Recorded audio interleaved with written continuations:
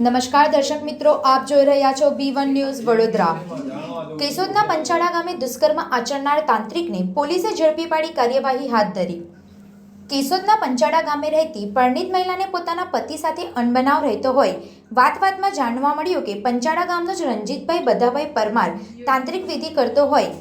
એની સમસ્યા જણાતા વિધિ કરવાથી ઘરમાં સુખ શાંતિ આવશે એવી લાલચ આપી રાત્રિના 10 વાગે તાંત્રિક વિધિ કરવાના બહાને અંદરથી દરવાજો બંધ કરી એકલતાનો લાભ લઈ જબરજસ્તી શરીર સંબંધ બાંધી દુષ્કર્મ આચર્યું હતું અને કોઈને કહ્યું તો સમાજમાં બદનામ કરવાની ધમકી આપી પીડિત મહિલાને ગાર પર તમાચો મારીને નીકળી ગયો હતો।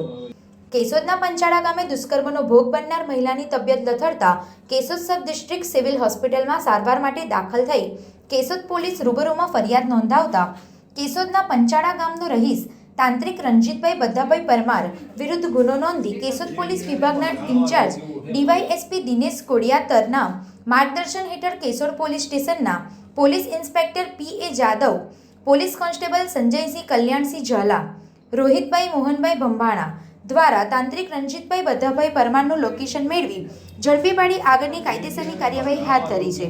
રિપોર્ટર શોભના બાલસ, કેશોદ। આ અંગેની વધુ વિગતો તેમજ સમાચારો અંગે જોતા રહો B1 ન્યૂઝ વડોદરા।